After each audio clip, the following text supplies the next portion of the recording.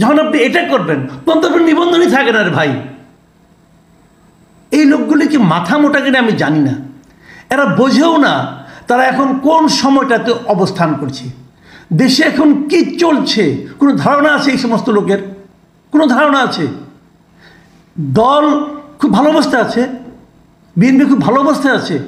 BNP যারা নাকি বিএনপির অনেক নেতৃবৃন্দের সঙ্গে আমার কথা হয়েছে, তারা কিন্তু সবসময় মনে করে তাদের দলের বিরুদ্ধে এক ধরনের ষড়যন্ত্র চলছে।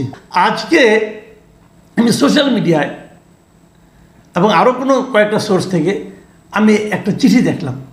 সেই চিঠি হলো ছাত্র দলের দুজন লোকের তাদেরকে একটা দলের সম্পাদকের পদে পদায়ন করা হয়েছে। এই দুজনকে কে? একজন হলেন আরিফুল ইসলাম আরিফ, উনাকে এই সংগঠনের কেন্দ্রীয় সংসদের সহ দপ্তর সম্পাদক পদে পদায়ন করা হয়েছে। আরেকজন হচ্ছেন মোহাম্মদ নাজমুস সাকিব, উনাকেও সহ দপ্তর সম্পাদক পদে পদায়ন করা হয়েছে। 8ই মার্চের পদায়নের এটা নোটিশটা আমি আজকে আবার চোখে পড়লো আর কি। এই পদায়নে কী লেখা হয়েছে শুনেন, আপনাদের পড়ে শোনে একটা। প্রিয় সহকর্মী, শুভেচ্ছা রইল। আপনি জেনে আনন্দিত হবেন যে বাংলাদেশ জাতীয়তাবাদী ছাত্রদল কেন্দ্রীয় সংসদের সহদপ্তর সম্পাদক, যুগ্ম সাধারণ সম্পাদক পদমর্যাদা হিসাবে আপনাকে মনোনীত করা হয়েছে। এখন থেকে আপনার মেধা, শ্রম ও যোগ্যতা দিয়ে দলকে সামনের দিকে আরও শক্তিশালী ও সুসংগঠিত করতে বলিষ্ঠ ভূমিকা পালন করবেন বলে দল আশা ব্যক্ত করে। ধন্যবাদান্তে কে ধন্যবাদ দিয়েছে? অ্যাডভোকেট রুহুল কবির রিজভী, সিনিয়র যুগ্ম মহাসচিব, জাতীয়তাবাদী দল বিএনপি। বিএনপির সিনিয়র যুগ্ম মহাসচিব তিনি সিগনেচার করে এটা পাঠিয়েছেন।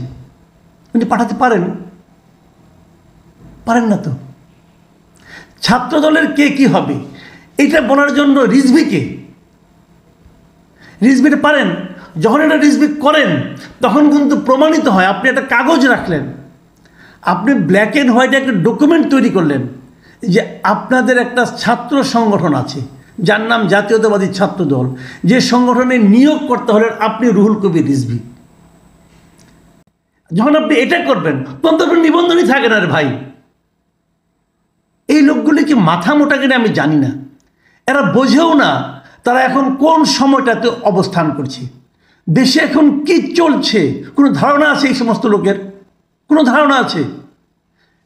দল খুব ভালো অবস্থায় আছে, বিএনপি খুব ভালো অবস্থায় আছে। বিএনপি যারা নাকি বিএনপির অনেক নেতৃবৃন্দের সঙ্গে আমার কথা হয়েছে, তারা কিন্তু সবসময় মনে করে তাদের দলের বিরুদ্ধে এক ধরনের ষড়যন্ত্র চলছে। একটা কথা কিন্তু আমরা আগেও শুনেছি, আপনাদের নিশ্চয়ই মনে আছে, এই যে -2 -1 মানেটা কি ভাই? কি মাইনাস করতে চায়? দলকে মাইনাস করতে চায়। এই একটা ইস্যুকে কেন্দ্র করে কিন্তু আলোচনা হতে পারে। আপনি তো বলবেন না, পারবে না, আমরা বিরাট দল, হ্যান দল, ত্যান দল, বলতে পারেন, আপনি বলতে পারেন।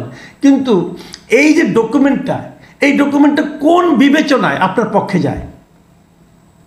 আপনি মুখে বলে দেন যে তোমাদের অমুক হবে, তোমরা তো আলটিমেটলি আমরা বুঝি ভাই, এগুলি তো সব আপনাদেরই মানে অনুগত ব্যক্তিগণ। আপনাদের যে অনুগত তাকে আপনার রাখবেন না, তাকে স্বীকৃতি দিবেন, অন্যদেরকে স্বীকৃতি দিবেন, এটা তো আমরা বুঝি।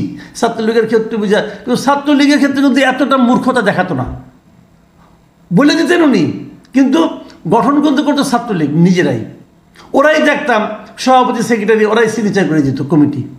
আর এখানে সিগনেচারের দায়িত্বটা আপনারা ছাত্রদলের সভাপতি, সেক্রেটারিকে দিতে রাজি না। ও রুহুল কবির রিজভী সাহেবের সিগনেচার করতে হবে। সিগনেচার আল্লাহর মধ্যে খারাপ না, বিশাল একটা সিগনেচার উনি করেন। এত সিগনেচার করার শখ কেন ভাই?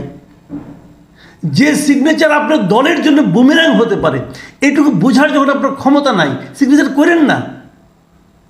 সব জায়গায় তো কর্তৃত্ব ফলানোর কোনো দরকার নাই।